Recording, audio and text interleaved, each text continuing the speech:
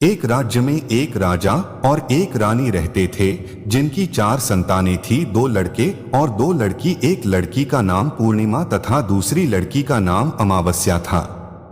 पूर्णिमा घर के कामों में निपुण थी और घर का पूरा काम करती थी और भगवान की पूजा अर्चना भी किया करती थी।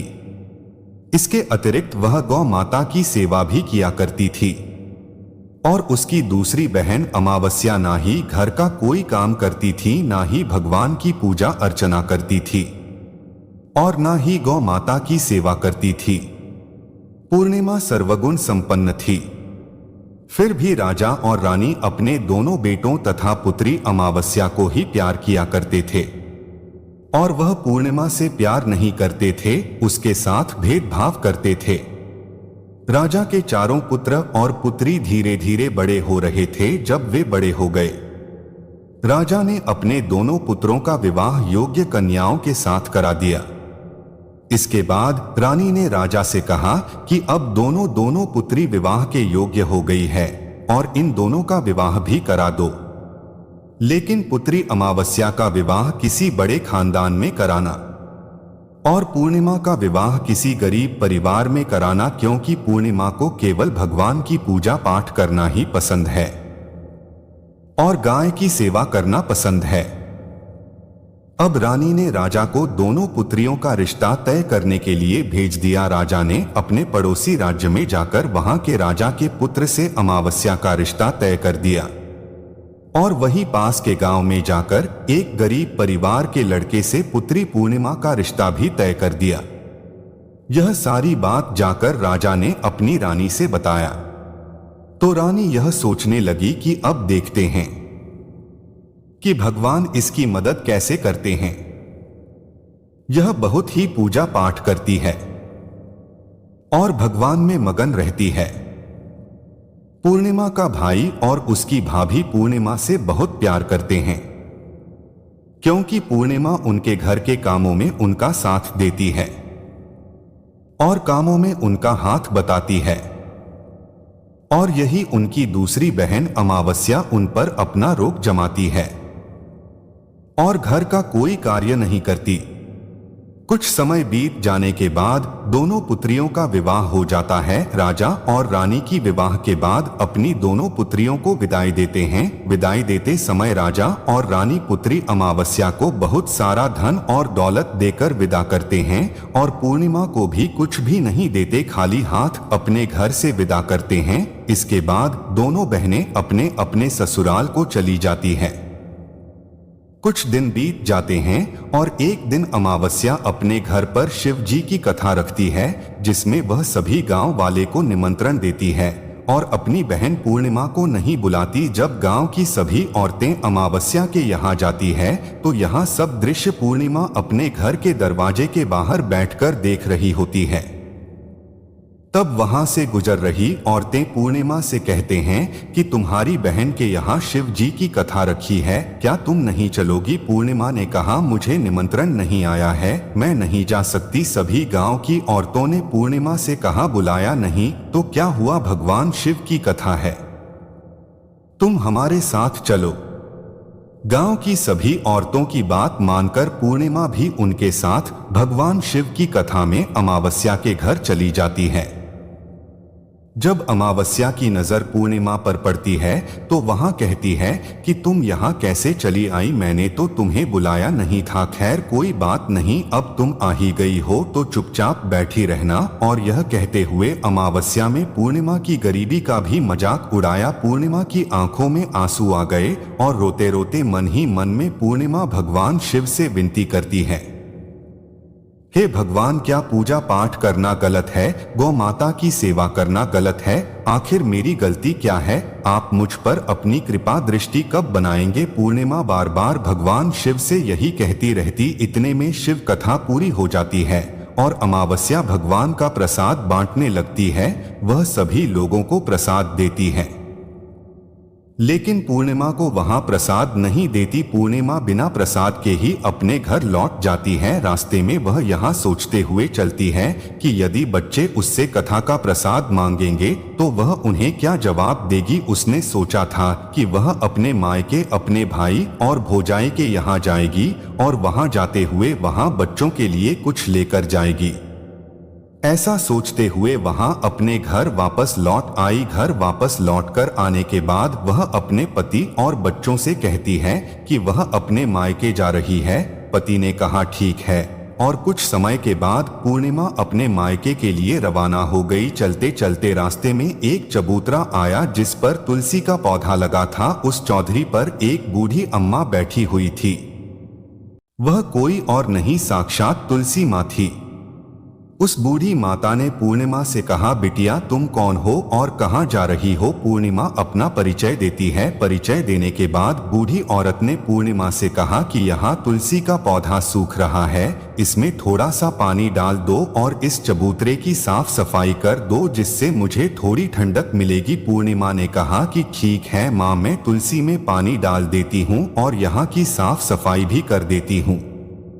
पूर्णिमा ने साफ सफाई करने के बाद बूढ़ी अम्मा को भी नहला दिया और बूढ़ी अम्मा की भी सेवा की। उनके पैर दबाए और बूढ़ी अम्मा से कहा कि माँ जी और बताइए मैं आपकी क्या सेवा करूं और कोई काम है तो बता दीजिए, मैं कर दूंगी। बूढ़ी अम्मा ने कहा कुछ नहीं, अब तुम जाओ और वापस आते समय मुझसे मिलते हुए जाना। पूर्णिमा ने बूढ़ी अम्मा से कहा ठीक है मामा जी, मैं जाती हूँ, वापस आते वक्त आपसे मिलते हुए जाऊंगी। कुछ समय आगे चलने के बाद एक शिव मंदिर आया। वहां पर उसे एक बूढ़े बाबा मिले जो मंदिर के बाहर बैठे हुए थे। वह कोई और नहीं, साक्षात भोलेनाथ थे। उन्होंने पूर्णिमा से कहा कि कहाँ जा रही हो बेटी, तुम कौन हो। तब पूर्णिमा ने अपना परिचय दिया। फिर उस बूढ़े बाबा ने पूर्णिमा से कहा इस चबूतरे की और इस मंदिर की सफाई कर दो। तब पूर्णिमा ने मंदिर की और चबूतरे की साफ सफाई कर दी और वहां पर पूजा पाठ अर्चना भी की। और साफ सफाई पूजा अर्चना करने के बाद उन्होंने बूढ़े बाबा को भी नहला दिया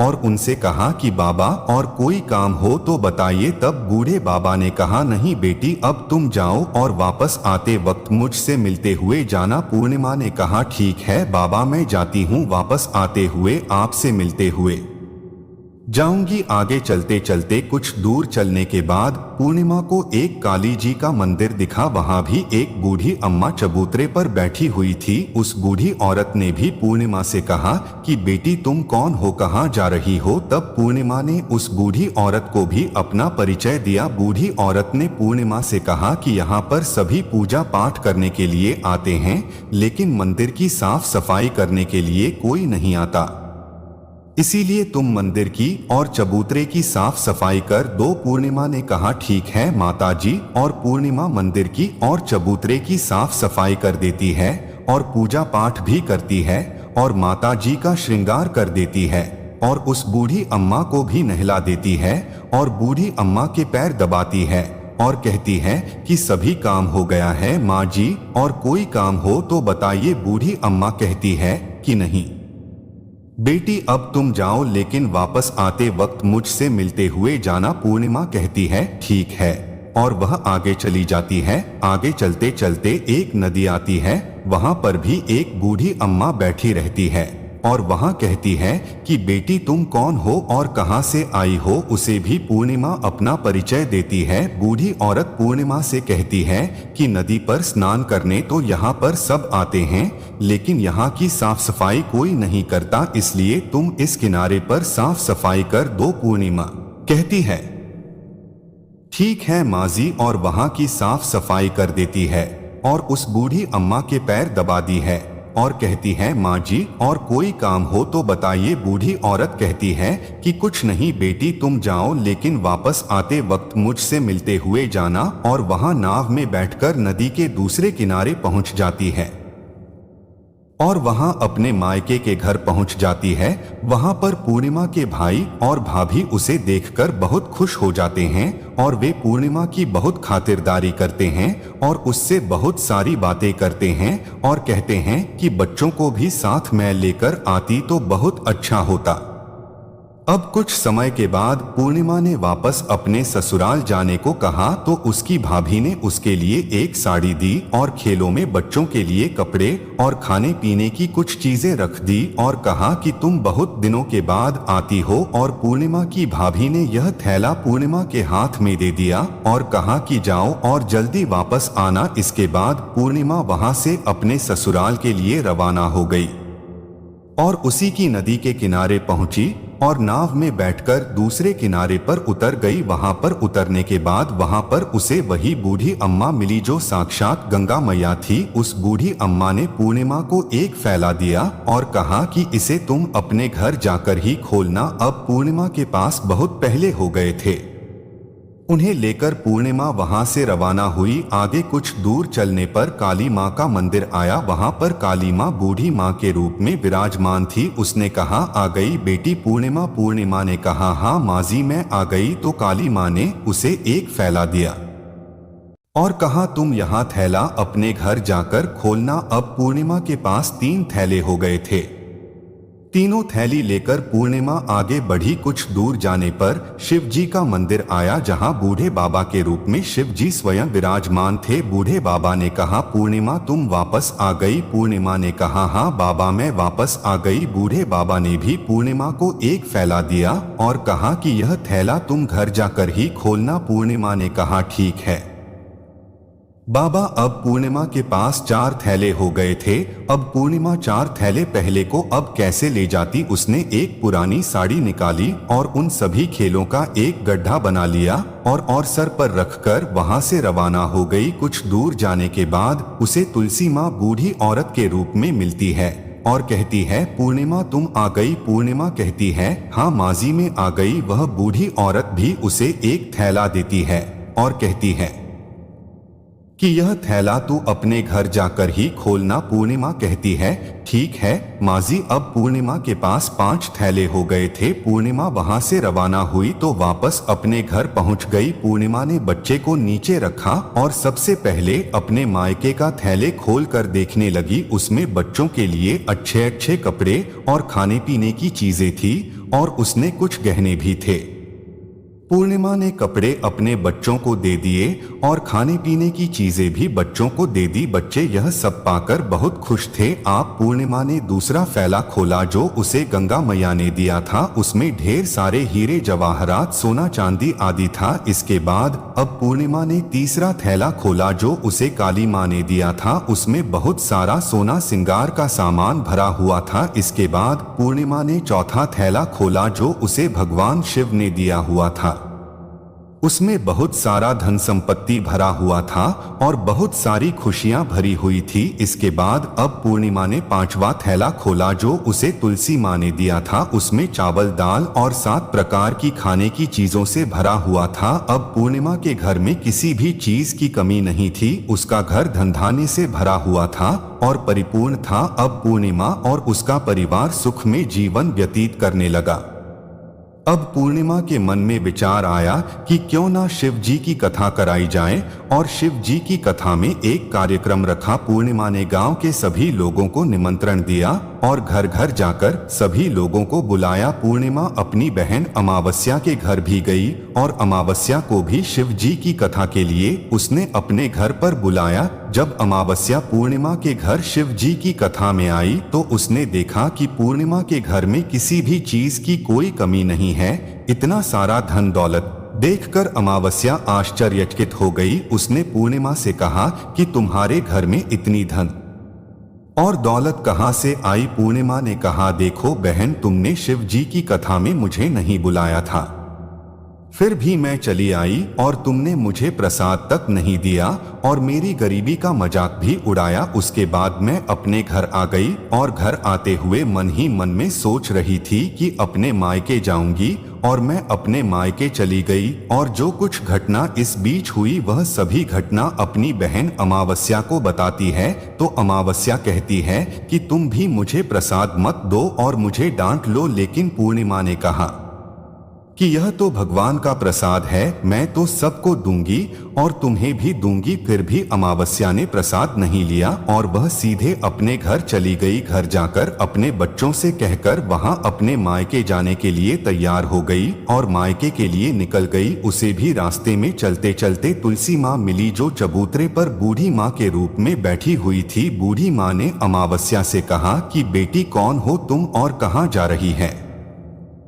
अमावस्या ने अपना परिचय दिया। बूढ़ी माँ ने कहा, बेटी यह तुलसी का पौधा सूख रहा है, इसमें थोड़ा सा पानी डाल दो और इस चबूतरे की साफ सफाई कर दो। इस पर अमावस्या ने कहा, बुढ़िया तुझे दिखाई नहीं दे रहा कि मैंने इतनी महंगी साड़ी पहन रखी है, यह गंदी हो जाएगी। ऐसा कहकर वहां से आगे चली गई। आगे जाने पर उसे भगवान शिव मिले, जिसे भी उसने ऐसा ही कहा। उसके बाद आगे जाने पर उसे काली माँ मिली, जिससे भी उसने यही सारी बातें कहीं। आगे जाने पर उसे गंगा मिले, जिसे भी उसने यही सब कहा और आगे चली गई। इसके बाद अमावस्या जब नाव में बैठने लगी तो उसे नाव में फूलों की जगह कांटे भरे थे जो उसके पैरों में शुभ रहे थे। किनारे पर उतरकर वहां अपने मायके चली गई। जब वहां उसे उसकी भाभियों ने तथा भाइयों ने देखा तो मन ही मन में कहने लगे कि काम की ना काज की ढाई, मन अनाज की अब आ ही गई हो तो ठीक है।